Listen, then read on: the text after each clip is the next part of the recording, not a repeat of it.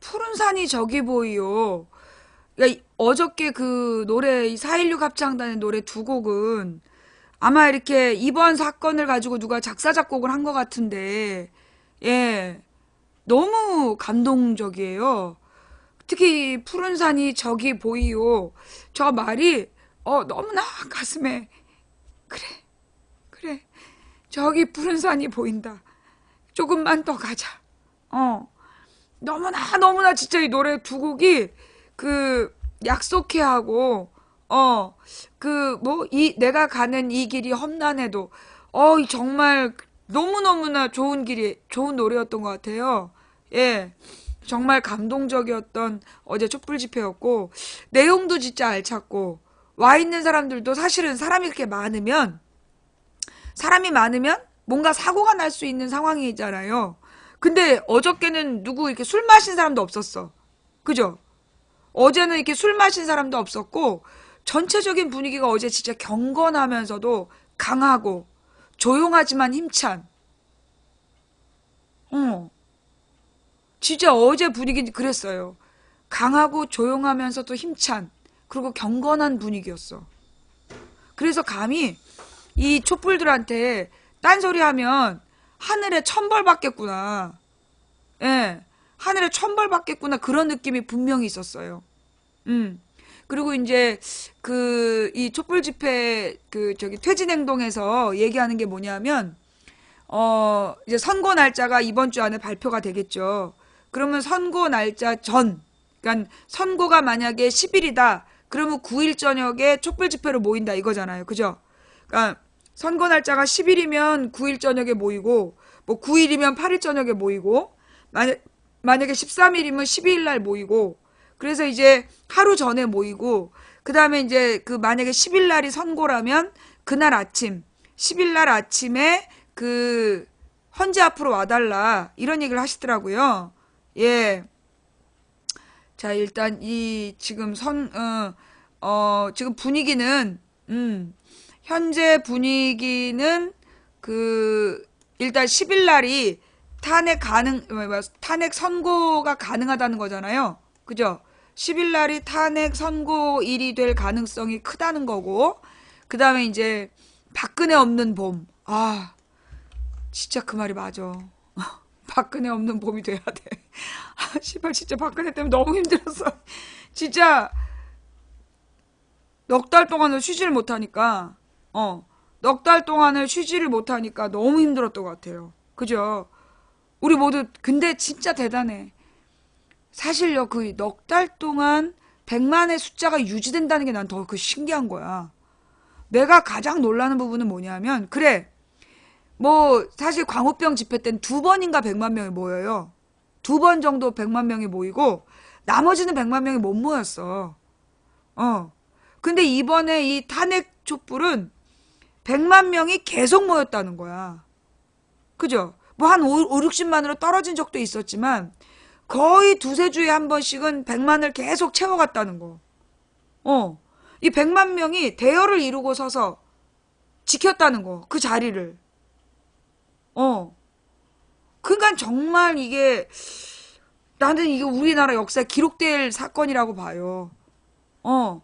내가 47년 살아오는 동안 이건 기록돼야 될 역사다. 기록돼야 될 역사다. 거의 뭐 48년 가까이 살았지만 진짜 이건 기록될 역사다. 자, 박근혜 없는 3월 그래야 봄이다. 야, 막바지일은 90만 촛불 100만이거든요. 탄핵은 시작일 뿐. 박근혜 대통령에 대한 탄핵을 촉구하는 촛불 집회가 막바지를 향해 달려갔다. 4일 서울 광화문 광장에서 열린 촛불 집회에 참석한 90만 시민들은 탄핵 인용을 넘어 박근혜 대통령 구속, 적폐 청산 등을 요구하고 나섰다. 촛불 집회가 승리를 예감하는 분위기 속에 비교적 차분하게 열렸던 것과는 달리 친박단체들이 연 탄핵 반대 집회는 다소 격앙된 분위기였다. 헌법재판소가 오는 11일에서 13일 사이에 탄핵 심판을 내릴 것으로 보이는 가운데 친박단체들은 탄핵이 인용되면 불복할 뜻까지 밝히고 나섰다. 박근혜 정권 퇴진 비상국민행동은 4일 오후 6시부터 광화문 광장에서 박근혜 없는 3월 그래야 봄이다라는 주제로 19차 촛불 집회를 열었다. 주최 측은 촛불 집회 참여자 수가 이날에만 90만 명이고 지난해 10월 29일부터 지금까지 누적 1,500만을 돌파했다고 밝혔다. 자, 이게 어제 우리의 모습? 야, 사진 잘 찍었죠? 그죠? 요게, 사실 이게 제일 첫 번째 모니터 앞이야. 첫 번째 모니터 앞도 이렇게 꽉 찼어요. 두 번째 모니터 앞도 이 정도 찼거든요? 예. 두 번째 모니터 앞에도 이만큼 찼었어요. 네. 광화문에서 청계광장까지를 가득 메운 시민들은 탄핵 인용을 넘어, 청계광장까지를 메웠구나. 박근혜 대통령, 구속 적폐청산을 주장했다. 인도주의 실천의사협의회 사무국장은 탄핵 인용은 이제 시작일 뿐 적폐를 청산하고 안전할 수 있는 세상, 비정규직 장애인 여성이 차별받지 않는 세상, 육아 걱정, 교육 걱정 안 해도 되는 세상, 돈 있는 만큼이 아니라 아픈 만큼 치료받는 세상을 만들어야 된다. 대한민국을 새롭게 변화시키는 일은 이제 시작이다라고 말했다. 철도 민영화에 반대하며 지난해 파업을 벌였던 철도 노동자도 이날 발언대에 올라 지지를 호소하기도 했다. 촛불 집회 참가자들은 아이들이 통곡한다. 세월호 진상 규명하라. 이 정도로는 어림없다. 특검 수사 재개하라. 국정농단 관련자는 전원 구속하라. 박근혜를 탄핵하고 즉각 구속하라. 황교안은 물러가라 등의 구호를 외쳤다. 집회에서는 세월호 유족과 시민들이 모인 4.16 밴드가 진실은 침몰하지 않는다 등의 노래를 불렀다. 오후 7시 40분 본대회가 끝난 뒤 시민들은 세 갈래로 나뉘어 각각 청와대, 총리공관, 헌법재판소 방면으로 행진했다. 이들은 청와대 100m 앞에서 박근혜 대통령과 황교안 대행의 모형 종이 인형을 구기는 퍼포먼스를 한 뒤 다시 광화문으로 돌아와 풍악을 울리며 마무리 집회를 했다. 이건 밑에 건 읽을 필요도 없는 내용이고, 예, 자, 그 다음에 박통 운명의 한 주 시작 10일 선고 예상 주말에도 재판관 헌재에 출근해 관련 기록 검토 선고일 9일 10일 13일 언급 7일 전후로 공개할 듯 국회 소추위원회 박 대통령 대리인 서면 공방 이어가 박 대통령 대리인 각하 주장하며 변론 재개도 신청. 이것들은 진짜 끝도 없어. 예. 박근혜 대통령 탄핵 심판 최종 결정을 앞둔 헌법재판소는 이정미 재판관의 퇴임 전 선고를 위한 마무리 작업에 집중하고 있다. 헌재는 7일 선고기일을 공개한 뒤 이르면 10일 박 대통령 탄핵 심판 선고를 할 것으로 보인다. 헌재 소장 권한대행을 맡고 있는 이정미 재판관과 김희수, 이진성, 서기석, 조용호 재판관은 휴일인 5일에도 출근했다. 84시간 45분에 달하는 탄핵심판 3차례 준비 절차 17차례 변론 속기록만 3,000쪽이 넘는다. 3만 쪽 아니에요? 3,000쪽이 무슨 얘기야 이건. 그러니까 3,000쪽이 넘는다? 3만 쪽이 넘는다고 본 것 같은데? 헌재는 지난달 27일 17차 변론을 끝으로 본격적인 결론을 내리기 위한 평일을 매일 열었고 동시에 헌재는 결정문에 담길 내용을 준비하는 것으로 알려졌고 박 대통령 탄핵 선고일은 9일, 10일, 13일이 거론되고 있고 재판관 8명의 의견에 큰 차이가 없으면 보다 빠른 선고도 가능. 이정미 재판관 퇴임일이 13일을 감안하면 10일 선고가 유력해 보이고 헌재는 2004년 노무현 대통령 탄핵 심판 때 사흘 전에 통합진보당 해산 심판 때 이틀 전에 선고 날짜를 공개했다. 선례에 따라 선고는 7일 전후로 확정될 전망. 재판관들이 각자 돌아가며 박 대통령 탄핵 심판 청구의 기각 인용 각하 중 최종 의견을 밝히는 판결은 보안 문제 등을 고려할 때 선고 직전에 이루어질 수 있다. 재판관들의 의견은 실명으로 결정문에 공개된다. 국회 소추위원과 박 대통령 대리인들은 최종 변론 이후 4일까지 최종 의견 진술, 참고 자료, 참고 서면 26건의 서면을 헌재로 제출, 공방 이어가고 있다. 박 대통령 대리인단은 이날도 재단법인 스포츠재단 설립 운영 감사 관련 참고 준비 서면을 헌재에 제출. 대통령은 두 재단 출연 어쩌저쩌 이거를 쓸데없는 주장이고 박 대통령 쪽은 변론 재개도 요청, 국회 탄핵소추에 중대한 절차적 흠결이 있어서 각하돼야 된다는 의견서를 헌재에 냈고 김평우가 변론 재개 신청, 박근혜 쪽은 2월 중순 탄핵당할 이유가 없다는 기각보다 국회 탄핵소추 자체가 성립되지 않는 각하를 주장, 그러나 이미 헌재는 같은 방식으로 탄핵소추안이 통과된 2004년 노무현 대통령 탄핵심판 결정문에서 국회의 탄핵소추 절차를 적법하다고 판단한 바 있고 법무부도 지난해 11월 헌재에 제출한 의견서에 탄핵심판 청구는 적법하다고 밝힌 바 있다. 탄핵소추위원단이 박주민 더불어민주당 의원은 박근혜는 탄핵 인용이든 기각이든 잘못하면 내란이 일어난다고 하면서 헌재가 아무런 판단을 내리지 말고 각하라고 압박하고 있다. 박근혜 대리인은 세월호 참사 당일 중앙재난안전본부 정문으로 자동차가 돌진한 사고로 박근혜의 중대본 방문이 지연됐다며 사고 동영상을 헌재에 제출했으나 동영상에는 주차된 차를 견인하는 장면만 담겨 있었다. 한마디로 박근혜 측에서 결정적 증거랍시고 그날 당일 세월호 당일에 중대본에 뭐 차가 돌진하는 바람에 대통령 차가 사고를 당해서 늦었다라고 증거 영상을 냈는데 그 뭐 언론사 차량이 그 불법 주차된 거 견인하는 그 장면이었다는 거 아니야. 그러니까는 끝까지 마지막까지 거짓말하고 앉아 있어. 마지막까지 지금 거짓말하면서 이것들은 정말 부끄러움을 몰라. 미친 게 틀림없어. 예. 하여튼 이제 지랄 풍년을 벌이고 있는데 좌우지간 어저께 SBS에서 특종을 냈더만 아닌가? 어제 그냥 일반 뉴스예요. 국정원이 올 초부터 헌법재판관들을 사찰했다. 그걸 국정원에서 누가 불었다며. 그 기사. 예.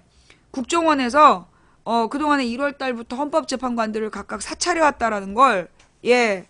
그거를 그 SBS 단독 맞죠? 예. 그래가지고 그거를 국정원 직원이 불었어. 국정원 직원이 이거를 이제 그 양심선언을 해버린 거예요. 네.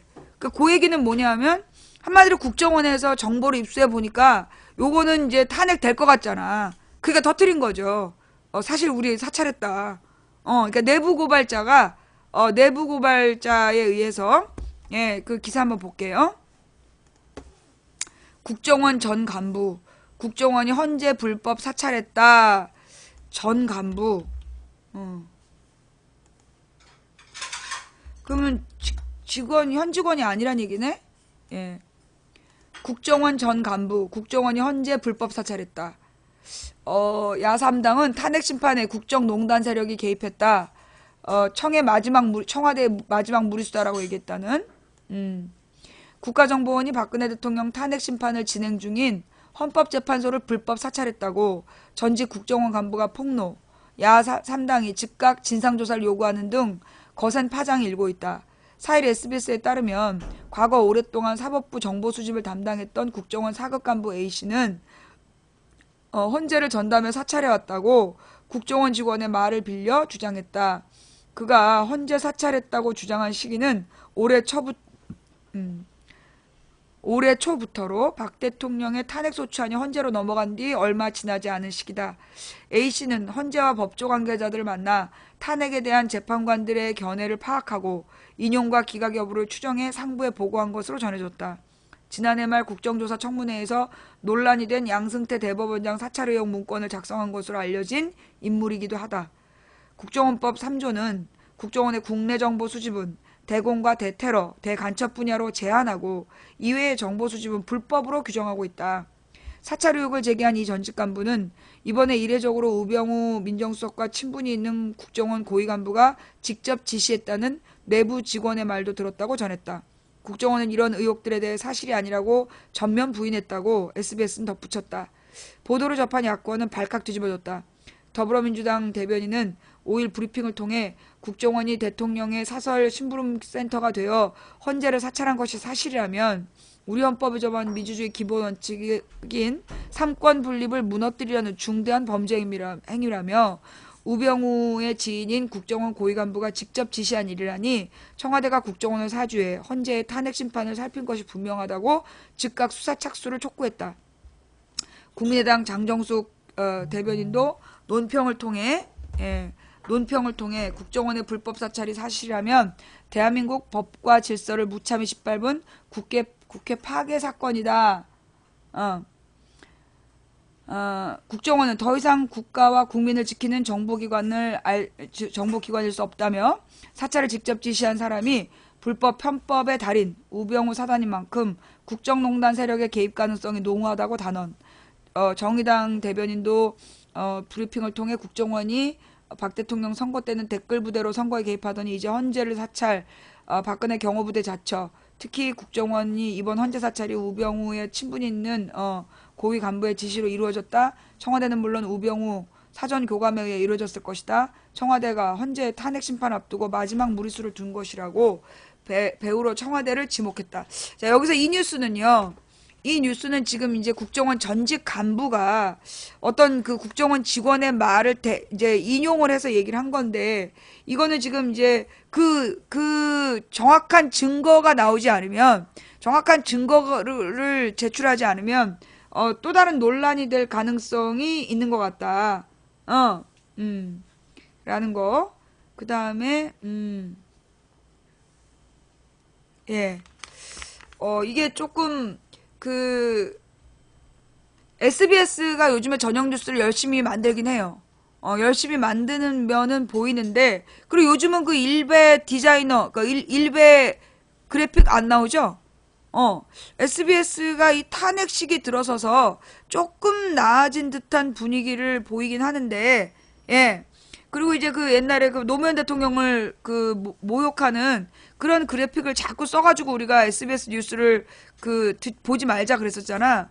근데 이제 이 탄핵식이 들었으면서, 나름 내용 있는 뉴스들을 좀 보여주긴 했었어요. 근데 이제 지금 이게 지금 SBS 단독이잖아. 단독인데 그 국정원 전직 간부의 주장을 뒷받침할 만한 근거가 좀 분명해야 된다. 예. 예. 그 근거가 좀 분명하지 않으면, 예. 요거는 좀 또 이렇게 제2의 혼란이 될 수 있다. 라는 이야기. 좀 지금 이 뉴스는 좀 지켜봐야 될 것 같아요. 예. 자, 그 다음에 이제 강동원? 예, 강동원 얘기 들어가기 전에, 그것이 알고 싶다가 북풍을 멈춰라 이라는 방송을 한대요? 네, 그렇군요. 김정남 암살과 한국의 의도, 북풍을 멈춰. 이게 한 거예요, 어저께? 어저께 그 방송을 했다는 거야?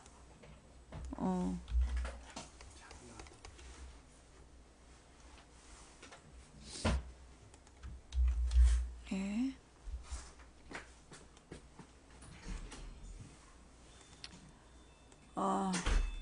그것이 알고 싶다. 무대 위의 암살, 김정남 피살 사건, 죽음 자체보다 메시지를 봐야 된다.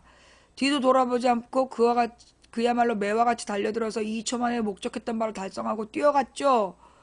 라고 경기대 범죄심리학과 교수가 얘기했는데, 2017년 말레이시아 공항에서 벌어진 김정남 피살 사건 기획이었다는 것이 전문가들의 평가다. 두 용의자인 인도네시아 국적의 아이샤와 베트남의 흐엉은 어떤 남성들에게 속아서 TV방송용 몰래카메라인 줄 알고 벌인 일이라고 경찰에 진술했으나 그들의 신속하고 정확한 몸놀림과 범행 직후 다른 방향으로 뛰어가는 모습은 이미 이들이 수차례 연습을 통해 암살을 기획한 모습이었다는 것이다. 이미 언론에서 김정남 암살 사건을 북한이 기획했다는 보도가 나왔다. 그것이 알고 싶다. 역시 말레이시아 북한 대사관의 직원인 현관성이 사건의 중심이라고 분석했다. 암살 몇 달 전 북한 대사관 김정남 피살 특별 임무로 맡은 북한을 떠났고 용의자들의 사건을 기획했다는 것. 북한이 김정남을 암살한 이유. 김정은의 성격 이상설. 김정남의 장자 계승으로 대한 김정은의 반감. 김정은의 망명정부 시도설 등이 언급. 그 암살에 대해 죽음보다 죽음을 전하는 메시지를 봐야 된다라고 강조. 북한의 위험 요소에서 죽였다기보다 김정남을 죽이면서 얻을 수 있는 효과에 주목해야 된다. 그 효과가 뭔데? 암살보다 테러라는 단어가 정확한 이유? 공개된 장소에서 죽음을 알려. 쓸데없는 뉴스 같은데 이거? 예. 예, 이 뉴스의 핵심이 뭐예요, 이게? 예. 하여튼 김정은이가 성격 이상자다 이런 얘기야? 북한 정권이 권력 강화를 위해 저지른 것으로 추정된 사건, 국내 정치용으로 이용하려는 시도를 경계한다. 주제 이거 한 줄이네. 북한 정권이 권력 강화를 위해 저지른 것으로 추정되는 사건인데 국내 정치용으로 이용하려는 시도를 경계해야 된다. 한국 정치사에 언제나 등장했던 북풍 프레임을 비판했다. 북풍은 집권 여당이 유리하게 작용해왔다. 87년 12월 15일 그 칼기 폭파범 김현희의 국내 소환, YS 정부 말기 97년 정부가 특정 기업에 뇌물을 받았다는 추문 이후 신임을 잃고 만회하기 위한 수단으로 황장엽 기획 망명, 총선 5일 전에 탈북민들 집단으로 귀순, 이런 국방부의 브리핑. 이 사람들 다 어디 간지 모르잖아. 그죠? 이 사람들 끝까지 안 나왔죠. 북풍이 효과가 있든 없든 선거 이전에는 북풍이 나오는 것이다. 이 북풍이 선거 결과에 직접적인 영향을 미치지 않지만 선거의 과정을 왜곡시킨다. 북한 변수의 개입이 합리적인 토론이 생략됐고 이념적으로 흘러간다. 이 정부는 북한을 악마화하고 체제에 대한 안 좋은 전망을 늘어놓는다. 북한에 대한 태도가 이념적이고 도덕주의적 관점에 갇힌 경우 우리에게 부메랑으로 돌아올 수 있다. 김정남 피살 이후에 일부 정치 세력은 조속한 사드 배치 주장. 사드 배치는 국민적 합의가 필요한 사항. 돌발적인 사건 이후 감행할 만한 것이 아니다. 북한에 대한 상식을 이야기하면서 종북으로 모는 건 이제 살아야 된다. 지금까지 수천 번 반복된 목소리이기도 하다. 뭐 이런 얘기. 예. 중요한 뉴스는 아니었던 것 같고요. 예. 하여튼 그러니까 김정남과 북풍 그리고 사드 배치를 연결한다는, 예. 김정남과 사드 배치를 연결해서, 이게 이제 북풍으로, 북풍이다. 예. 요 얘기를 지금 하고 있는 거죠. 예. 그러니까 이제 이게 암살이면, 예. 암살이면 몰래 죽이는 거야. 암살이라는 단어를 쓰려면 몰래 죽여야 되는데, CCTV 보는 데서 죽였잖아? 근데 이번 사건이 여러 가지로 어설프잖아요. 거기다 무엇보다 북한 관련자들은 전부 다 튀었어.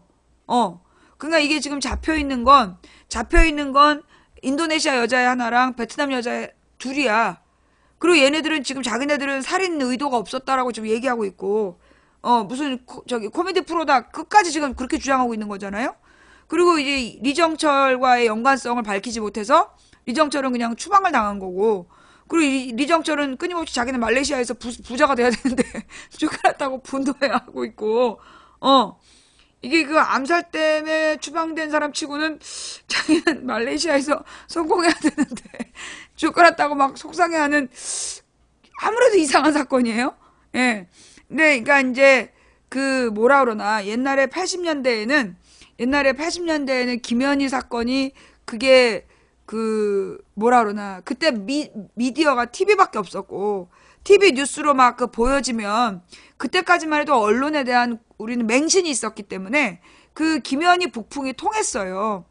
그런데 이제 김대중 대통령 이후에 인터넷이 발달하고 인터넷을 통해서 많은 정보들이 교류가 되면서 실제로 이회창 선거 당시에 북한에다가 총 한번 쏴달라 이렇게 제안했던 총풍 사건, 그런 것도 밝혀졌잖아. 그러다 보니까 이제는 사실은 북풍이 안 먹히는 면이 강해요. 예. 이미 이제 무엇보다 이렇게 북풍이 안 먹히게 된 건 김대중 노무현 때 10년 동안 북한하고 교류를 해봤기 때문이야. 실제로 이 새누리당 지지자들부터 안 믿는 거야. 왜냐하면 사실은요, 그 당시에 이제 김대중 때 이 북한 관광이 만들어져. 북한 관광이 만들어져가지고 이제 금강산으로 관광을 사람들이 다녔단 말이야. 근데 이제 우리 동네에서도 그 당시에 한나라당 지지자들이 금강산 관광명을 더 많이 갔어요. 왜냐면 이제 그게 금강산은 1년에, 그러니까 봄, 여름, 가을, 겨울 이름이 다르잖아. 무슨 개골산, 먼산 이래가지고 이름이 달라. 그러니까 이제 등산 좋아하는 아줌마들이 한나라당 당원들이 더 많이 갔어. 1년에 4번씩 갔어요. 예, 금강산 관광을. 그러면서 금강산 관광 가서 이 금강산 관광 코스에 보면 북한의 종업원들이랑 같이 술도 마시고 노래도 하고 춤도 추고 막 이런 관광 프로그램이 있었던 거야. 그러다 보니까 이제 그렇게 가서 북한 사람들을 보고 온 사람들이 북풍이 이제 안 통하는 거죠. 예. 그래갖고 이제 북한 사람들하고 교류를 하게 되면서 사실은 눈으로 안 보면, 그러니까 사실 내가 미국에 가기 전에 미국에서 오라니까, 내가 미국에 한 번도 안 갔을 때였는데, 14년에. 너무 무서운 거야. 왜냐면 내가 알고 있는 미국은 CSI 뉴욕, CSI 마이애미, CSI 라스베가스, 그 다음에 크리미널 마인드, 그 다음에 NCIS 시리즈, 그 다음에 그 NCIS LA, 뭐, 그 다음에 뭐, 클로저, 어.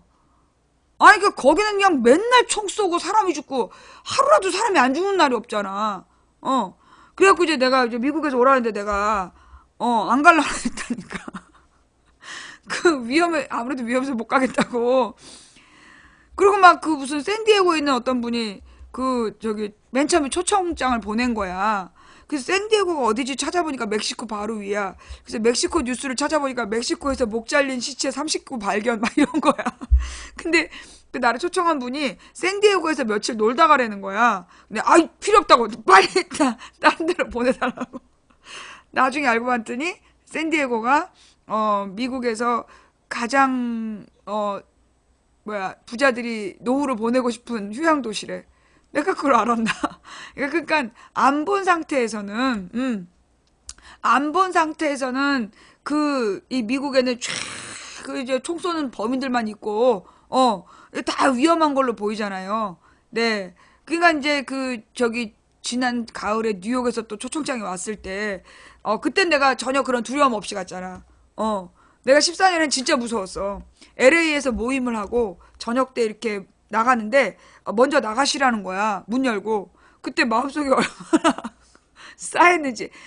나갔다가 밖에 어두워져 있는데 나갔다가 총 맞으면 어떡해. 그래가지고 제가요? 제가 문 열고 나가요. 네 그러는 거야. 그 빌딩 문에서 그래 죽으면 죽으리라. 그래 문 열고 나갔다니까. 그만큼 내가 두려움이 있었어. 예. 그러니까 이제 나는 북한에 안 가봤지만 아마도 이제 북한에 갔던 사람들이 그런 마음이 아니었을까. 북한 사람들은 전부 다 이제 막 늑대고, 머리에 뿔 달리고, 막 이런 괴물들이 사는 줄 알았는데, 북한에 가서 보니까 사람들이 너무나, 조그마하고, 나름대로 친절하고, 그런 모습들을 보면서 북한에 대한 막연한 적대감이 많이 사라졌던 거죠. 그러니까 그 뒤로는 북한이 안 통하는 거야. 북풍이 안 통하는 거야. 왜냐면 북한은 남자들이 다 키가 작잖아. 못 먹어가지고. 그러니까 이제 이 접대원들이 되게 못 먹어서 이제 좀 부실해 보이니까 그래서 이렇게 그런 북한에다가 막 진다는 겁을 주면 사실 쪽팔리는 거거든. 그러다 보니까 이제 지금 북풍이 안 먹히고 있는 것 같다라고 보는데 지금 북풍을 팔고 사드를 팔아가지고 김정남 팔고 사드를 팔아서 북한에 대한 공포심을 동원하려고 하고 있는데 그건 내가 볼 때 노인들에게도 안 통한다고 보고 그러니까 지금 보니까 시청자들이 보내온 문자로 봤을 때는 경북 쪽에서 한 30% 정도가 그 북풍이 먹히는 것 같아. 전체 유권자의 경북에서 한 30% 정도는 먹히는 것 같고 나머지 70%는 안 먹히는 것 같아요. 경북에서도. 그리고 나머지 이제 뭐 그 부산 같은 데도 뭐 거의 한 20%도 안 먹히는 것 같고 경남은 한 20%도 안 먹히는 것 같고 나머지 지역은 솔직히 얘기해서 북풍에 관심이 나머지 지역은 북풍에 관심이 없는 것 같고 새누리 지지하는 할아버지들만 돌아다니면서 빨갱이 빨갱이 얘기하는데 다들 그 어르신들을 불쌍히 여기고 있는 분위기. 제가 제대로 본 거예요? 잘못 본 거예요? 내가 보기에는 그래. 지금 이제 경북에서 한 30% 정도가 관심이 있고 그 다음에 나머지 부산에서도 한 20% 정도밖에 관심이 없는 것 같고 나머지 지역은 관심이 없어. 나머지 지역은 내가 볼 때는 북한보다 강원도 같은 경우는 김진태를 더 미워하고 김진태 때문에 쪽팔려서 못 살겠다 뭐 이런 분위기. 강원도민들이 분노하고 있고 지금 강원도는 지금 평창 그 동계올림픽 때문에 지금 아주 그냥 난리도 아니야. 시름이 겨워. 그리고 이제 그 평창 동계올림픽에 최순실 사태가 연관되어 있기 때문에 지금 이게 강원도 민심도 되게 섬뜩해요. 그리고 이제 뭐 충청이나 호남이나 서울 같은 경우에는 워낙 관심이 없고 그래서 김정남 뉴스가 나오는데 사람들이 아무도 보질 않아. 공공기관에서 김정남 뉴스가 나와도 사람들 꺼버리거나 관심을 안 둬. 여러분 동네도 그래요? 내가 가는 데마다 그런지 모르겠는데 가령 이제 어떤 관심 있는 뉴스가 나오면 사람들 한두 명이라도 보거든. 뉴스 TV를. 근데 김정남 뉴스가 나오면 다 안 봐. 다 왔다 갔다 하고 딴 일 하고 그러지. 아무도 신경 써서 보지를 않아. 어. 그리고 이제 젊은 사람들 시대가 어느 때인데 저런 얘기를 팔고 있냐고. 예. 그러더라고요. 맞죠? 여러분 동네도 그렇죠? 예. 아, 망치 부인님은 그런 걸 어떻게 아시나요? 그러니까 이제 시청자들이 그 보내오는 문자, 예, 보내오는 문자를 가지고 통계를 내죠. 아, 그러면 이제 이런 정도의 이야기가 있구나라는 거. 전혀 관심이 없어서 안 먹히는데 도리어 사드는 관심이 많아. 그죠? 근데 그 사드에 대한 반대 여론이 더 많지 않아요? 그러니까 지금 사드에 대한 여론은 내가 볼 때 지금 한 6.5 대 3.5? 사드가 필요한 거 아니야라고 얘기하는 게 한 35%. 그 다음에 사드 반대가 65%. 그죠? 그러니까 이 35%는 이 사드도 받고 중국을 설득해야 된다 이런 입장인 것 같고 나머지 65%는 사드에 반대하는 여론이 더 많은 것 같다. 이 경북 같은 경우에 사드에는 반대하는 여론이 압도적이야. 그죠? 왜냐하면 이제 이 사드가 배치가 되면 거기가 중국의 타겟이 될 수 있기 때문에 이게 경북에서는 사드 반대가 높아. 근데 이제 다른 지역에 소위 이제 그 35%는 왜 35%냐면 미국도 잡아야 된다. 미국도 잡고 중국도 잡아야 된다. 그게 좀 설득을 해야 되는 거 아니냐라고 얘기하는 사람들 때문에 한 35% 정도 나오는 것 같아요. 예. 그리고 지금 여러분 주변 어때요? 여러분 주변도 한 그 60% 이상이 사드를 반대하는 것 같다라는 제 감이 맞나요? 우리 네. 한번 투표 한번 해볼까요? 물론 우리 시청자들은 뭐 입장이 거의 비슷할 것 같은데, 그래도 한번 해볼까요? 투표? 예. 자. 그니까 내가 사람들의 의견을 듣는 거는 어떤 식이냐면, 이 사드 뉴스가 나왔을 때 사람들의 표정을 봐. 가령 이제 뭐 은행이라든가, 은행이나 뭐 공항이나 버스 정류장이나 이런 데 가서, 무슨 기차역이나 이런 데에서 보면 식당 같은데, 그 뉴스가 나올 때 보는 사람들의 표정을 보면, 이 사드에 대해서 이렇게, 그 불만이 있는 사람들, 이런 사람들이 한 65%, 6명에서 7명이 사드 얘기 때문에 지금 망해서 난리가 났다. 이렇게 얘기를 하고. 근데 그리고 사드 반대 입장은 되게 적극적으로 표현을 해. 근데 나머지 같이 밥 먹으면서 꿀 먹은 멍어리들이 한 3명, 4명에서 3명 사이더라. 예. 그쵸? 그러니까 사드에 대해서 반대하는 사람이 적극적인 의사표현을 많이 해. 예. 그 중국을 욕하는 사람이 더 많다고요? 지금? 어. 지금 중국을 욕하는 사람들이 더 많아요? 내가 잘못 알고 있는 거야? 어. 중국하고 무역 반대했다고 황교안 욕한 사람이 65% 아니야? 그죠? 황교안 욕이 65%야. 왜 새로운 투표가 안 만들어지지? 아, 이거를 종료해야 되는구나. 음. 자.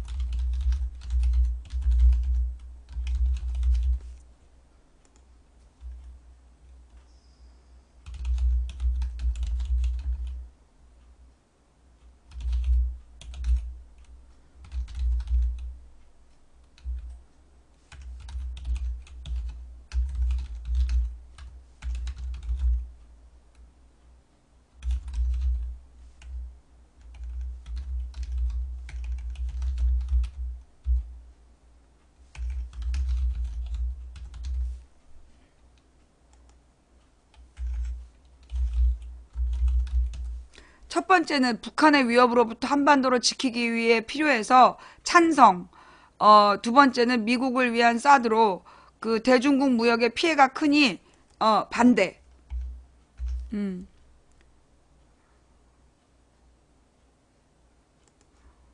크고 경제 피해.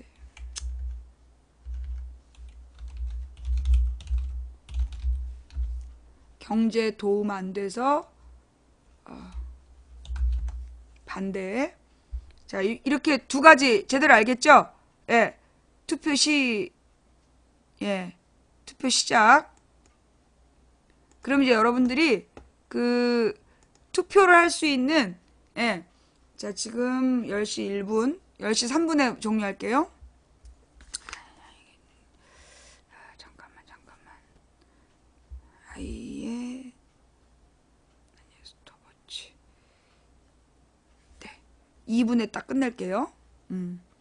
지금 이제, 네.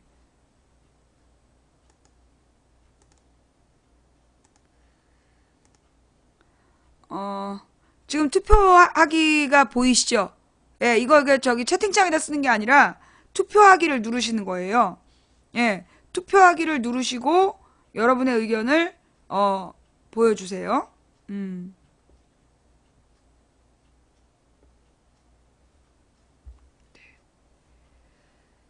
자, 지금 38초를 지나고 있습니다. 40초 지나고 있고요. 예.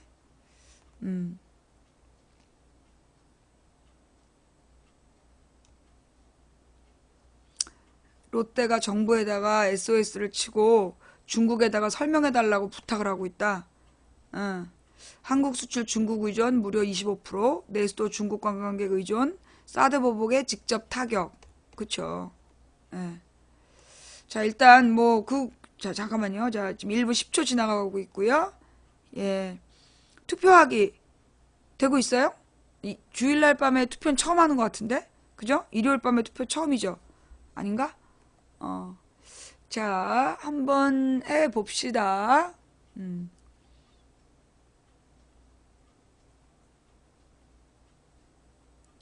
자, 35초를 지나가고 있어요. 1분 35초. 예, 이제 2분이 딱 되면, 예, 투표를 종료할 거예요.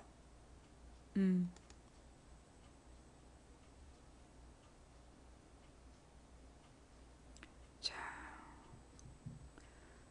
7, 6, 5, 4, 3, 2, 1, 땡. 예, 투표 마감. 네. 투표를 마감했습니다. 자, 과연, 근데 참여자가 별로 안 되네요. 네, 지금 한 4,000명 시청하고 있는데, 투표에 참여하신 분은 1,500명 정도가 참여하셨어요. 예. 자, 1,500분의, 여기는 압도적이네요. 북한의 위협으로부터 한반도를 지키기 위해 필요해서 찬성한다가 53표, 그 다음에 미국을 위한 사드로 대중국 무역의 피해가 크고 경제에 도움이 안 돼서 반대가 96.2%. 예. 그렇군요. 네. 자, 우리 망치부인 방송 시청자들이야 당연히 이렇게 나올 상황이죠. 예. 또 여기서 53표를 들여다보고 싶은 어떤 강렬한 소망이 있죠? 안 돼요. 그러면 안 돼. 이 53표 찬성도 있다니. 자, 우리 꾸준히, 이 꾸준한 우리 53표, 네, 우리 그 국정원 직원들이 일요일 밤에도 일하고 있다는 얘기죠? 네, 참 안 됐어요. 네. 자, 이 지금 4,000명 중에, 지금 현재 시청자 숫자가 4,000명 맞죠? 4,000명 중에, 4,291명 중에 1,510명이 참여했으면, 그러면 이거는, 응답률이 몇 프로야? 한 30%인가? 우리 맨날 한 30% 정도 나오나? 응답률이? 예. 그래요. 그래서 한 30% 정도의 응답률인데, 예. 근데 이제 그 중에, 96.2%가 사드를 반대하고, 그 다음에 3.5%가 사드를 찬성했다. 아주 재밌는 결과죠? 네. 그래요. 냅두세요. 어쩌면 또 잘못 눌렀을 수도 있어. 예. 소수 의견이 공개돼야, 됐어요. 자, 그럼 우리 강동원 외증조부 얘기로 넘어갈까요? 예. 강동원 외증조부 이야기. 사실 이제 이 이야기가 나온 게 언제냐면 2월 말이었어요. 그죠? 2월 말부터 강동원 그 증조부 얘기가 실실 나오기 시작했어. 근데 내 기억엔 정확히 언제냐면 내가 박근혜 그 저기 아버지 다카키 마사오 박정희가 일본군 장교였다라고 언급했던 그 시점부터 실실 나오기 시작했어요. 예. 그게 이제 그 강동원의 외증조부래. 외증조부는 뭐냐면 어머니의 할아버지야. 강동원의 엄마의 할아버지가 그 친일파였다는 거예요. 근데 이제 그 얘기가 나온 게 언제였냐면 이번에 3월 1일 집회 앞에 앞두고 3월 1일 집회 전에 나온 거야. 그러니까 이제 우리가 박근혜를 일본군 장교의 딸이다. 그러면서 이제 비판을 했잖아. 그래서 이제 박근혜가 일본군 장교 딸이니까 탄핵해야 된다. 그런 얘기를 이제 막 하고 위안부 협상 문제를 가지고 우리가 황교안을 막 비난하고 이럴 때 이제 부산 쪽에서 그리고 이제 부산에 소녀상을 옮기라고 막 그랬잖아. 그러니까 이제 이 3월 1일 앞두고 부산에 소녀상을 옮기라고 황교안이가 이제 했다는 게 들통이 났어.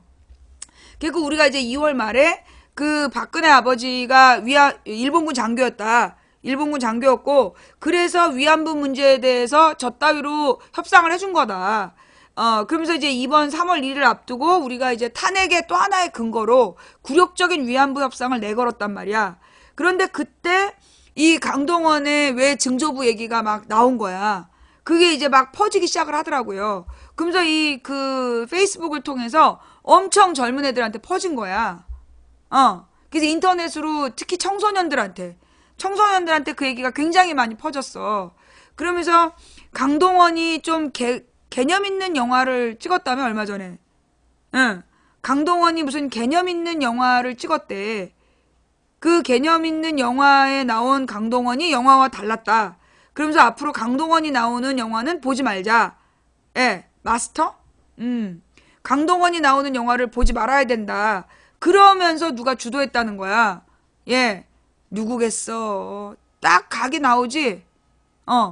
강동원이네 집안이 그런 집안인 거는 이미 나올 때부터 알려져 있던 일이야. 강동원이가 부잣집 자식이다. 그래서 강동원이가 굉장히 부유한 배경을 갖고 있잖아. 그래서 금수저 배우라고 그래가지고 이미 강동원네 집안이 금수저인 거는 유명했어요. 그것도 경상도 쪽에서 금수저면 상당히 많이 그쪽이랑 친할 수밖에 없는 거고. 자, 그러면서 이제 왜 증조부에 대해서 강동원이가 뭐 되게 존경한다고 얘기를 했었다. 근데 보니까 그 동화약품? 확실해요? 동화약품의 부채포표 동화약품 그쪽이라며. 예. 동화약품 쪽에 기사로는 그렇게 나왔었던데. 근데 이제 그 동화약품이 일제시대 때부터 나왔고, 일제시대 때부터인가 나왔고, 뭐 독립운동 자금을 댄 적도 있다. 뭐 이런 얘기를 지금 하고 있는 것 같아. 근데 내가 궁금한 건, 여러분은 여러분의 왜 증조부에 대해서 잘 알고 계시나요? 내가 궁금한 거. 여러분은 여러분의 왜 증조부의 이름을 다 알고 계십니까? 그리고 그 왜 증조부의 이름을 외우고 그분의 인생에 대해서 다 알고 계시나요? 아니, 뭐 이렇게 엮어가지고 이제 욕을 하려면, 가령 뭐, 외조부만 돼도 이렇게 알고 지낼 수 있어. 외할아버지 정도는 생존했을 때 만날 수가 있단 말이야. 근데 왜 증조부를 아는 사람이 뭐 얼마나 있겠어. 그죠? 그 다음에 사실 자기 뭐라 그러나 본인이 여러분의 엄마 아빠에 대해서 또는 여러분의 할머니 할아버지에 대해서 자녀들한테 사실 그분이 어려서부터 손버릇이 나쁘시고 도박을 좋아하시고 뭐 이런 과거를 막 얘기해 주진 않잖아요. 그죠? 우리가 우리의 자손들에게 우리 이 조상들의 부끄러운 면을 절대 강조하지 않잖아. 그죠? 잘 모르잖아요. 아니, 그런 얘기를 일부러 도박을 좋아하시고 여색을 밝히고 뭐, 그랬던 과거를 막 알려주고 그러진 않잖아. 근데 이제 이 유전적인 그 문제들이 대를 이어서 나타나고 있는 것 뿐이지. 그죠? 근데 이 강동원의 이 외 증조부 문제가 학생들 사이에 널리 퍼진 건 제가 볼 때 이거는 박근혜 아버지에 대한 그 기사를 덮으려는 물타기라고 봐. 박근혜 아버지가 일본군 장교였다는 그거 아시죠? 박근혜 아버지가 박정희였잖아. 근데 박정희가 일본군 장교라는 건 다 아시죠? 예. 그거 몰랐어요? 예. 몰랐던 분도 계시네. 예. 박정희 아버지가 그 이제 대구에서 그러니까 뭐 구민가 태어났다는 거 아니야. 근데 이제 대구 사범학교에서 꼴찌를 했대. 간신히 졸업을 한 거야. 그리고서는 이제 얘는 그 당시에 그 교사가 되고 싶었던 게 칼 차고 애들을 막 협박을 하는 게 좋아가지고 그걸 하고 싶어서 했는데 별로 이제 칼을 쓸 일이 없었지. 그러니까 이제 이 박정희가 일본군 육군사관학교에 자기를 받아달라 그랬더니 나이가 많아서 안 된다 그랬다는 거야. 그리고 거기서 한 번 좌절한 박정희가 일본이 이제 중국의 북부 지방을 차지하고 거기 괴뢰 정부를 세워요. 그게 만주국이라는 나라야. 만주국이라는 나라를 만들었는데 그 나라는 일본군이 이제 모든 걸 장악하고 있었던 나라였어. 그리고 그 일본군 그 만주국에다가 박정희가 혈서를 써서 보내요. 훈도 박정희 이래갖고 이제 혈서를 보내서 견마지로로 충성하겠다. 그러니까 자기를 뽑아달라. 견마지로가 뭐냐면 개처럼 말처럼 충성할 테니 자기를 좀 뽑아달라. 그래갖고 이 만주국에서 만주군이 이제 그 박정희를 뽑아주는 거예요. 근데 처음에 그 편지를 보냈을 때는 한번 떨어지고 나중에 다시 이제 그 붙어가지고 그 뭘 했냐면 소위 이제 만주지 일대를 돌아다니면서 독립군 토벌하는 부대, 만주 일대에서 독립군을 토벌하는 부대에서 활약을 했다는 거야. 근데 이제 구체적으로 박정희가 누구를 죽였는지 알 수가 없어. 왜냐면 다 죽여버렸기 때문에 기록에 남아있지 않는 거예요. 다만 박정희가 그 독립군 토벌하는 부대에서 훈장을 탔다. 독립군을 토벌하는 짓을 해서 훈장을 탔다는 거는 역사적인 기록이야. 예, 예. 그러니까 이제 사실은 이제 일본군 앞잡이도 아니고 일본군이었던 거지. 일본군 장교였고 독립군을 그 토벌하러 다녔던 일본군이었는데 얘가 나중에 그 일본이 갑자기 망하니까 이 박정희는 일본이 망할 줄 몰랐다는 거야. 갑자기 망하니까 군복을 벗고서는 이제 남쪽으로 도망을 가가지고 한국 사람, 조선 사람들이 이렇게 나라로 돌아올 때 몰래 같이 덩달아서 들어와서 대구에 잠입해 있다가 그 사춘형인가 작은형인가가 야, 너 신분 세탁이 필요하다. 이래가지고 공산당 당원이 되는 거야. 박정희가.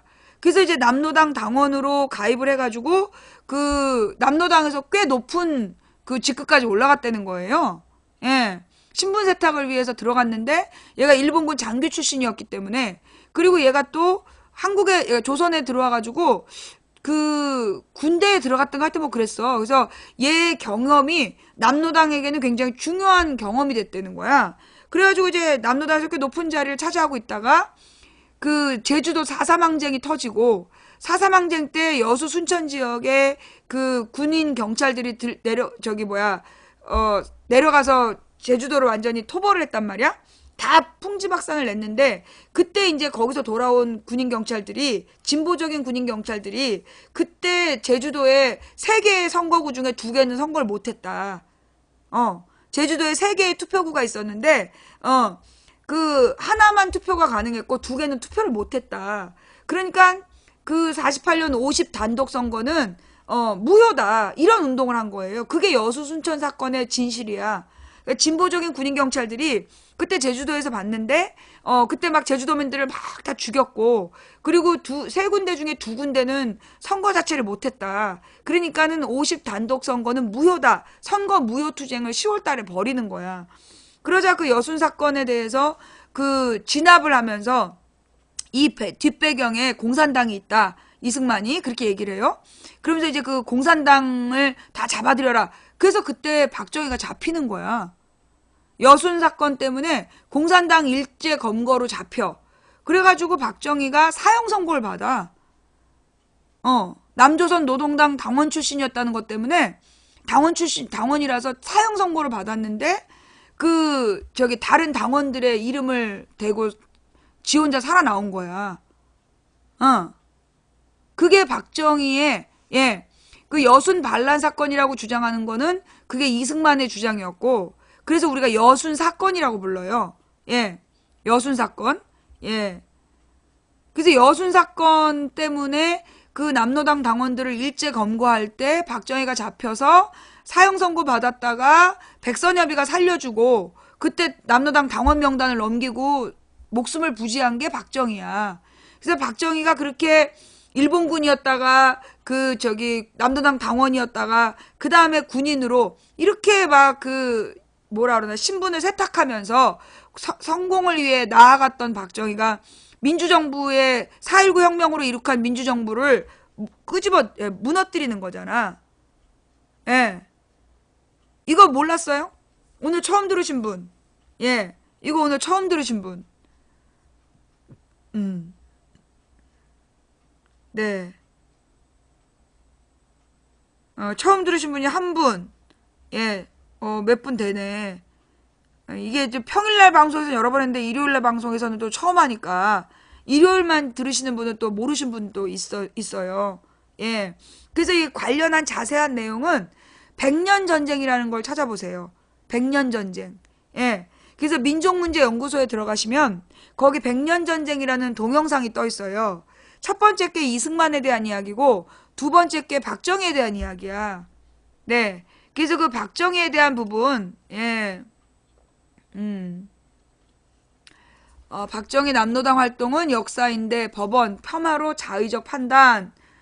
저게 무슨 얘기지? 박정희가 남로당 활동했던 건 사실이에요. 근데 법원에서 이걸 폄하라고 했어? 언제? 기록에 남아있는 거잖아요. 기록에 남아있는 건데, 이거를 박정희에 대한 폄하라고 법원에서 인정했대?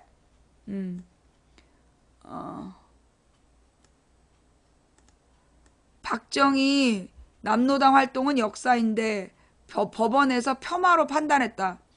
2014년에 선고가 났었구나.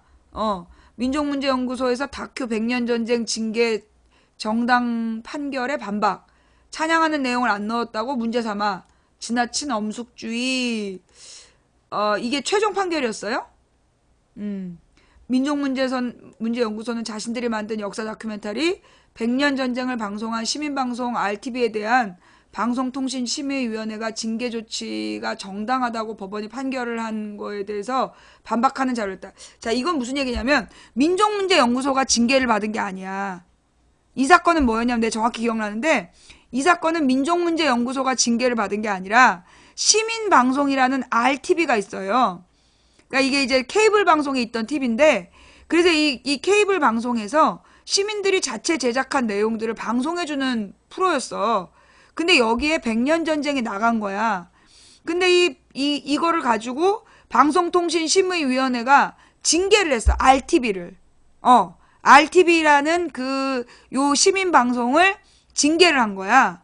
그러면서 일방적으로 나쁜 내용만 있고 박정희의 긍정적인 부분은 없는 프로라서 이 RTV의 그 방송 내용이 편파적이다. 라고 이 법원에서 이 RTV를 징계를 한 거예요. 징계가 정당하다고 한 거야. 그래서 여기에 대한 그 민족문제연구소에서 반론을 제기했던 사건. 그러면서 이 사건 때문에 민족문제연구소의 다큐가 지금 사라졌다라고 얘기하는데, 아니라고. 그죠? 여전히 민족문제연구소에 가면 볼 수 있죠? 2014년도 9월에 이제 이런 짓을 했다. 그 민족문제연구소에서 이거는 역사적인 사실인데 무슨 폄하냐. 그런 짓거리를 말든가. 그래서 이제 민족문제연구소에 가서 프레이저 보고서라는 걸 보면 박정희의 과거가 다 나온다. 내가 볼 때 방송통신심의위원회 저것들을 징계해야 돼. 저것들을 징계해야 돼? 좌우지간. 이 강동원의 외 증조부 문제는 내가 볼 때 박근혜 아버지, 박정희의 그 친일 행적에 대해서 부각될까봐, 3.1절을 앞두고 그 황교안의 굴욕적인 위안부 협상, 그 다음에, 박근혜의 굴욕적인 위안부 협상, 황교안의 일본 영사관 앞에 소녀상 치우라는 명령, 이것 때문에 박정희의 과거가 막 드러날 만한 상황이었는데, 이때 강동원 외 증조부 문제로 물타기를 한 거야. 강동원으로 물타기를 한 거죠. 저는 그렇게 봐요. 예. 강동원의 외 증조부가 친일파일 수 있다고 봐. 예. 지금 부자들 중에 이 금수저들 대부분은 조상이 친일파야. 그래서 그걸로 지금까지 떵떵거리고 사는 거야. 그래서 이 강동원 외증조부 사건은 뭐라 그럴까? 연예인 스캔들로. 사실 그래요. 강동원 외증조부에 분노한 애들한테 왜 박근혜 아버지가 일본군인 거는 침묵하냐고 한번 물어봐. 강동원의 외증조부가 친일파라고 막 떠벌리고 다니는 애들한테 너 박근혜 아버지가 일본군 장교였던 건 아니야? 그럼 한번 물어봐. 뭐라고 대답하는지. 거기에 대해서 침묵한다면 진짜 물타기 한 새끼들이야. 그러면 강동원이가 우리 국민 세금으로 월급 받아? 강동원이 우리 국민 세금으로 월급 받는 정치인이야? 강동원이는 일개 그냥 연예인일 뿐이야. 그죠? 일개 연예인일 뿐인데 그 연예인을 가지고 막 그 친일파의 후손이라고. 아니 강동원이가 왜 증조부를 선택해서 나올 수 있어? 하늘에서 딱 보고 감사합니다. 우리 조상으로는 왜 증조부는 이 사람을 선택하고 왜 조부는 이 사람을 선택하고 그럴 수 있냐고. 나 보니까 왜 증조부가 친일파인데 어쩌라고. 그렇잖아. 예. 그래서 제가 볼 때는 사실은 강동원보다 더 황당한 건 박근혜야. 강동원이가 위안부 협상을 한 건 아니잖아. 그죠? 강동원이가 일본군 소녀상 옮기라고 얘기한 거 아니잖아. 근데 그 일본군 장교 딸인 박근혜와 황교안이가 그 위안부 협상을 굴욕적으로 하고 그나마 그 돈 100억 원도 삥땅 치고 있다며 지금 지들끼리 막 사무실 운영비 쓰고 있다며. 미친년놈들이. 근데 부산 소녀상 옮기라고 지시한 것도 황교안 박근혜 커플 아니야. 그러면 우리의 분노는 박근혜 황교안으로 가야 되는데 엄한 연예인을 잡고 있는 거 아니냐고. 사실은 이게 언제나 정치적으로 지네들의 욕먹을 사건을 언제나 연예인한테 물타는 거. 이거 언제쯤 이 버릇을 안 할 거냐고. 이회창 아들들 그 몸무게 미달이라고 핑계대고 군대 안 간 거 터지니까 그 유승준 문제 터트려갖고 무마시키고 그 다음에 또 뭐 했었지? 무슨 하여튼 지네들에게 무슨 자기네들 마약 사건 터지면 지네들 마약 사건 터지면 연예인 마약 사건 터트려갖고 물타기 하고 늘 그런 식이야. 그래서 이 강동원 외 증조부의 친일파 사건은 친일을 했냐 안 했냐. 자 여러분 저는요 솔직히 저 외 증조부 몰라요. 예. 무엇보다 저는 제 외조부의 이름도 몰라요. 예. 제가 제 외조부의 이름도 모르는데 우리 딸이 자기의 외증조부가 누군지 어떻게 알겠어. 우리 엄마가 살아계실 때 물어봤어야 됐는데 못 물어봤어요. 그리고 우리 외할아버지 이름을 내가 몰라. 여러분도 다 그러지 않아요? 보통 친할아버지는 알아. 왜냐면 이게 족보 때문에 친할아버지는 우리도 기자 영자 쓰신다는 걸 알거든요. 우리 아버지네 그 학렬이 강자 쓰셨다 뭐 이런 건 아는데 외가 쪽은 잘 몰라. 외삼촌들 이름도 우리는 모르고 자란 세대야. 우리 세대는 이제 성장하면서 솔직히 이모나 외삼촌이랑 거래를 많이 안 했어. 우리 세대는 그랬어요. 그래서 나도 그러니까 40대 후반이고 50대 초반으로 이제 가는 중이잖아. 우리 때만 해도 외가 쪽에서는요, 외할머니, 외할아버지, 난 사진도 본 적이 없고, 이름도 몰라. 예. 친할아버지, 친할머니는 알아도. 예, 근데 이제 진짜 이 강동원이의 외 증조부의 친일 행적을 가지고, 족보, 저는 외가 쪽에서는 족보를 못 봤어요. 예, 외가 쪽 족보는 몰라요.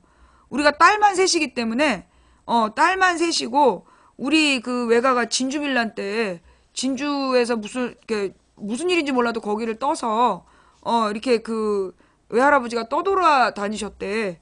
그러니까 이제 뭐 족보나 이런 거를 있어도 숨기던 분위기였기 때문에, 진주 밀란과 관계된 집안이라는 거, 예. 그러니까 잘 몰라. 근데 하여튼 우리 그 청년 학생들한테 그 강동원의 그 외 중조부에 대한 비난보다, 더 가까이 그 아버지가 일본군 장교였던 박근혜를 먼저 비판해야 된다. 아마 지금 강동원의 아버지가, 아니, 강동원의 외증조부에 분노한 사람들은 아마 박근혜 아버지가 닭깎기 마사오라는 건 잘 모를걸? 그 부분을 우리가 강조해야 된다. 자, 그 다음. 여기서 이제 강동원 얘기는 이걸로 끝이고, 그 다음 이제 망치 부인의 방송 계획. 예. 제가 이제 이번 주에 어쩜 망치 부인이 갑자기 방송을 끝내야 될 수도 있어.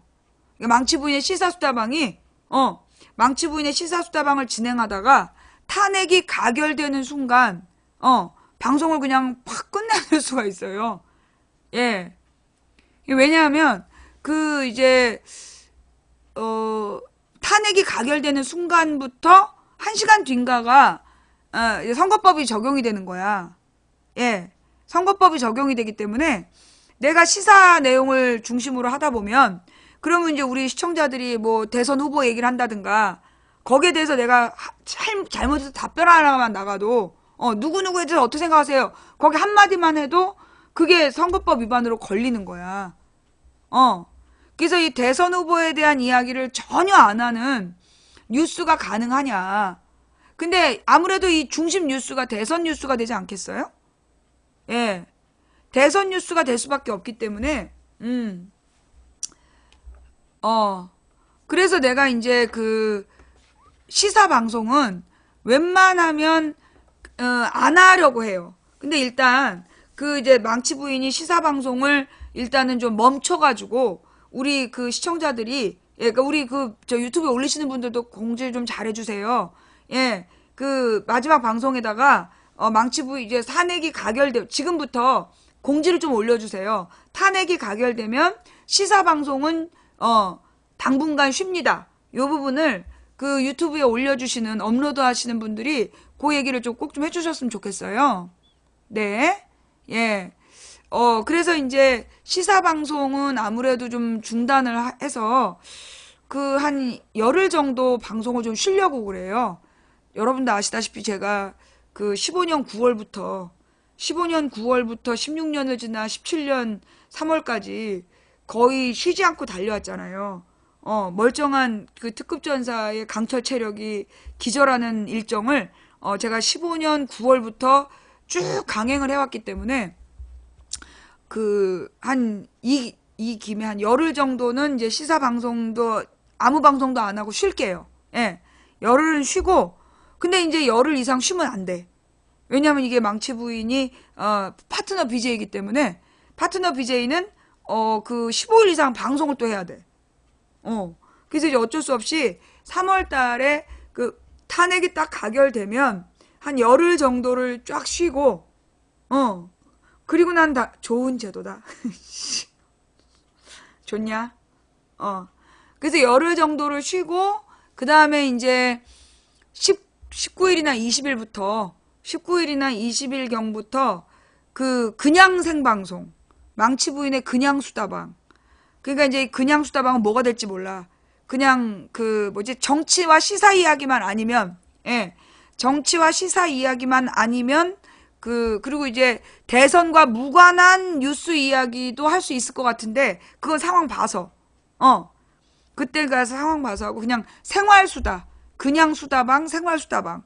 그래서 먹방도 하고, 예, 먹방도 하고, 요리방송도 하고, 그리고 이제 뭐 여행방송도 좀 하고, 그리고 이제 인생수다방, 예. 그러니까 이제 주로 인트로만 하는, 예, 그리고 이제 뭐 다른 BJ분들이 방송 같이 하자 그러면 합방도 하고, 예.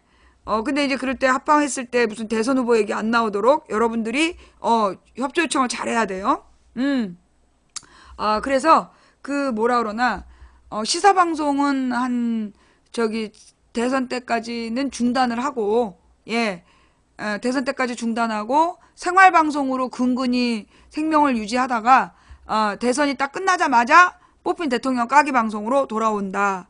이게 이제 망치부인의 계획. 예. 네네. 그래서 이제 망치부인의 계획이, 그래서 시사방송만 듣고 싶은 분들께는 정말 죄송하지만, 제가 그 시사방송을, 하게 되면, 저는 그러니까 그 선거권이 없기 때문에, 대통령 선거와 관련해서 어떤 말이든지 하면 선거에 영향을 미쳤다라고, 나를 잡아갈 가능성이 있죠. 예. 그렇기 때문에, 저는 이제 이번에는 제가 한 2달 정도는, 그리고 근데 만약에 이제 뭐, 야권이 이래도 지고 저래도 질는 또는 막상막하 분위기라면 내가 감옥 갈 각오를 하고 방송을 할 텐데 이번에는 그 야권이 막상막하 분위기는 아닌 것 같아요. 그죠? 예. 그래서 제가 이제 그 대선 끝나고 나면 새로운 대통령을 기쁘게 예, 까기 위해서 돌아올게요. 네. 그래서 망치 부인이 이제 탄핵이 결정되면 한 열흘 정도 휴식을 갖는다. 그러니까 메모에도 탄핵 결정되는 날부터 열흘 동안 쉬고 그동안에 시사 방송은 중단된다. 그러니까 그 열흘 동안 시사 방송은 이제 안 한다. 그리고 열흘 뒤부터 생활 방송을 할 거다. 인트로만 그 생방송 한다라는 거를 선거 대선 때까지 예. 대선 때까지 인트로 방송만 한다라는 거. 예. 그런데 그럼 왜 그 방송을 아예 접지 그걸 하냐? 내가 파트너 BJ라서 방송을 안 하면, 파트너 BJ를 잘려. 그래서 내가 한 열흘만 쉬고 돌아와서, 망치 부인의 방송 시즌 11을 시작할 차례야. 망치 부인의 방송 시즌 11, 시즌 11. CSI가 시즌 13가 있었지? 망치 부인의 방송 시즌 11을 저기 때 시작할게 돌아와가지고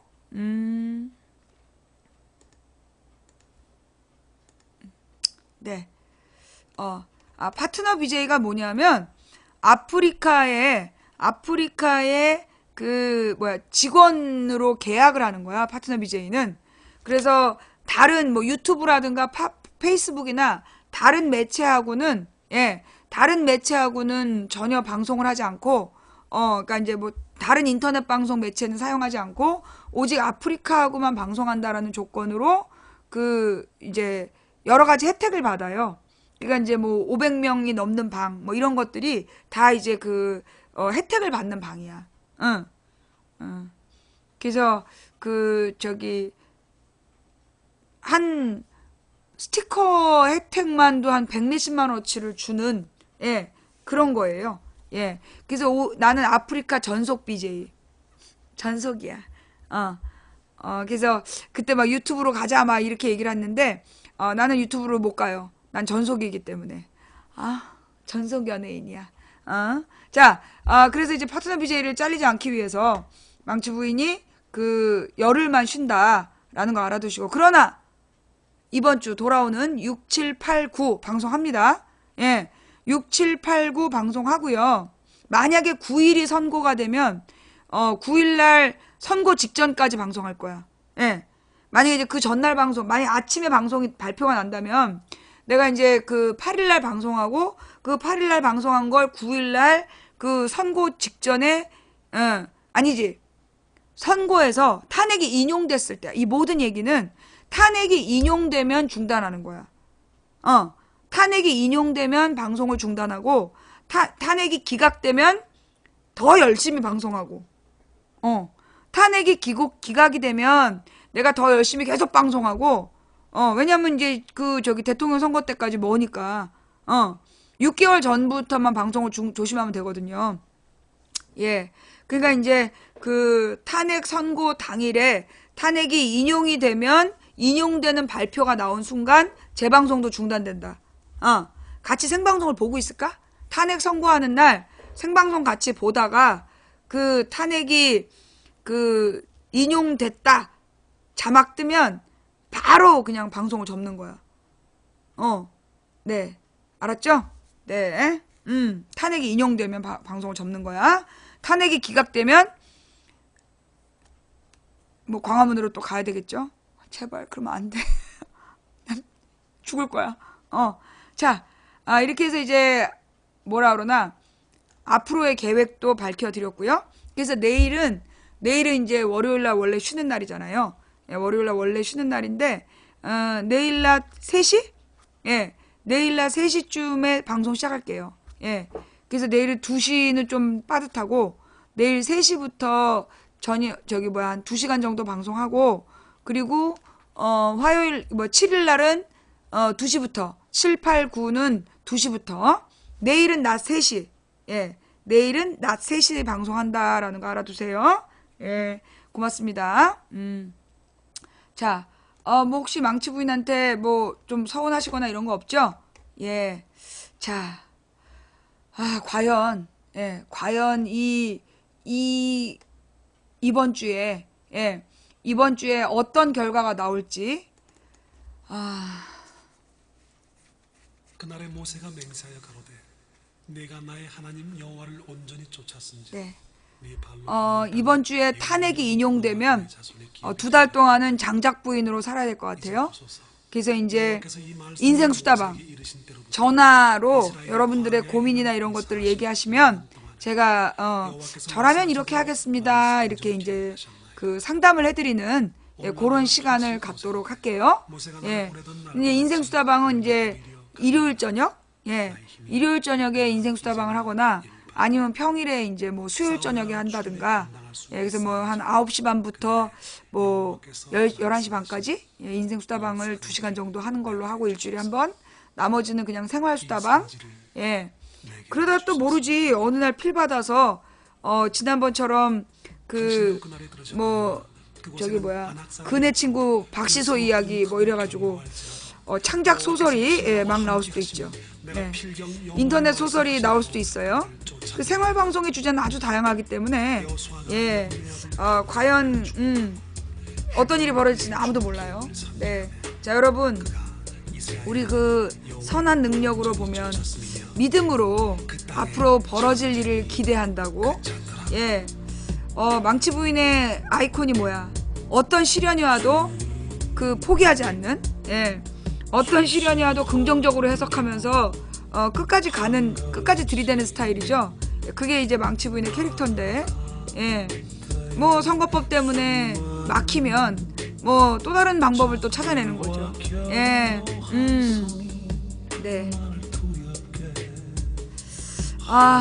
그래요. 여러분들 우리 이번 한 주간 긴장하고 이미 다 된 게 아니에요? 여러분 지금부터 기도 열심히 하셔야 돼요. 지금부터 월화수 기도 열심히 해야 우리가 목요일이나 금요일에 좋은 소식을 듣는 거예요. 아셨죠? 그러니까 우리는 정말 대우를 유지하고 서서 그분이 어떻게 싸우시는지 보는 과정이었잖아요. 그러니까 흔들림 없이 대열을 이루고 서서 이 싸움의 끝을 봐야 된다. 일단 이거는 탄핵만 되면 그 뒤에 과제들은 또 이제 새로운 대통령을 붙들고 싸워가야 된다.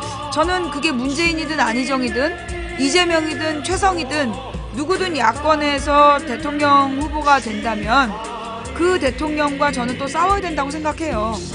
왜냐하면 저는 언제나 같은 기준입니다. 누가 대통령이 되든 국민의 입장에서 끊임없이 달리는 말에 채찍질하듯이 계속 비판하면서 감시를 해야 그가 권력의 달콤함에 부패하지 않는다라고 저는 생각합니다. 그래서 저는 그때도 제 길을 열심히 갈 거예요. 그러니까 그렇게 이해 좀 해주시고요. 왜 정권을 교체해야 하는가? 왜 올바른 권력을 세워내야 되는가? 왜 탄핵이 돼야 되는가?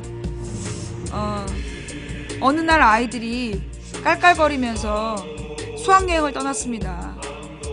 그런데 그 아이들이 돌아오질 못했어요. 계속해서 방송에서 단원고 학생들 가만히 있으세요. 단원고 학생들 가만히 있으세요. 그러니까 90도로 기울어진 배 안에서 네! 라고 외치면서 가만히 있었던 아이들이 손톱이 뭉개진 채로 시신이 돼서 올라왔어요. 근데 우리는 아직 1055일이 지나도록 그 사건의 배경도 모르고 진실도 모르고 누가 잘못했는지 왜 그들더러 가만히 있으라고 그랬는지 우리는 아직도 밝혀내질 못했어요. 무엇보다 아직도 부모의 품으로 돌아오지 못한 9명의 미수습자, 아이들과 그 차가운 뱃속에 남아있는 선생님들까지 우리가 모두 찾아낼 때까지 우리의 싸움을 멈출 수 없다. 대통령을 바꾸면 이 싸움이 끝날까요? 아니요. 저는 대통령 바꾸면 더 가열차게 싸울 거예요. 9명의 미수습자를 반드시 찾아내야 된다. 한 조각이라도 찾아내야 된다. 그리고 그 책임자들을 반드시 법정에 세워야 된다.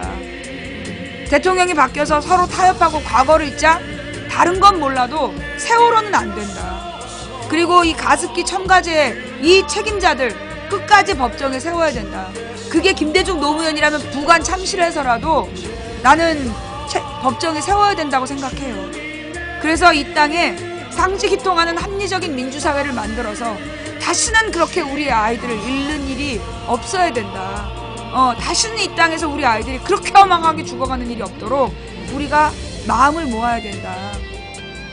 한 사람이 꾸는 꿈은 꿈일 뿐이지만 백인이 꾸고 만인이 꾸면 현실이 된다고 했다. 된다고 믿든 안 된다고 믿든 우리의 믿음대로 된다고 했다. 중지동천, 무리가 모여서 뜻을 모으면 하늘을 움직일 수 있다고 했다. 이기기 어려운 싸움에서 지지 않는 단 하나의 방법은 싸움을 포기하지 않는 것이라고 했다. 우리는 갈 만한 길이라서 가는 게 아니라 가야 할 길이라서 가는 것이다. 누군가 포기해서 오늘 우리의 절망이 싹 텄다면 오늘 우리가 포기하지 않으면 내일의 역사를 바꿀 수 있다. 아마도 저는 새로운 대통령 지지자들에게 또 무참히 깨지고 욕을 먹겠죠. 미친년 씨발년 소리를 듣겠죠. 그러나 그 욕을 먹는다고 해서 저의 이 싸움을 멈출 수가 없습니다. 이 땅에 하나님의 공의를 바로 세울 때까지, 죽은 아이들의 죽음의 원인을 밝혀낼 때까지 저의 싸움은 끝나지 않을 겁니다. 두고 보세요. 예. 그리고 여러분이 저의 증인이시고 저는 제 안에 또 하나의 믿음이 있습니다. 여러분이 저와 함께 하실 거라는 거. 우리 방 시청자들이 이 거룩한 투쟁에 함께 하실 거라는 그 믿음을 가지고 있습니다. 함께 하실 거지요? 고맙습니다. 예. 함께 가주실 거라고 믿으면서, 네. 오늘 그 방송 처음부터 끝까지 시청해주신 모든 분들께 감사드립니다. 그리고 업과 꿀잼을 눌러주신 모든 분께 감사드리고, 예, 4,957분이 스스로 자발적으로 업을 하셨어요. 업을 안 하고 도망간 수백 명은 오늘 밤 난처한 일을 겪을지어다. 예. 그리고 오늘 후원해주신 한 분 한 분 제가 일일이 감사 인사 못 드린 점 대단히 죄송하고요. 예, 매니저님들 수고하셨고 이 방송을 녹음 녹화 떠서 유튜브에 뿌려주시는 우리 허락받은 업로더분들께 감사를 드리고 제 영상을 무단으로 사용한 분들에 대해서는 제가 법적 절차를 밟고 있다는 말씀을 분명히 드립니다. 예, 오늘 후원 못 하셨다고, 예, 먼저 후원하신 분들 이름 못 불러드려서 죄송하고, 그래서 이름 안 불러줘서 후원하고 싶지 않으면 안 하셔도 됩니다. 그럼에도 불구하고 후원해주신 분들 덕분에 오늘도 당당히 방송했고요. 후원 못했다고 미안해하지 마세요. 생방송 처음부터 끝까지 지켜주신 여러분이 진정한 후원자십니다. 감사합니다. 함께해 주신 모든 분들께 감사드리면서 평안한 밤 되세요. 내일 3시에 돌아올게요. 고맙습니다.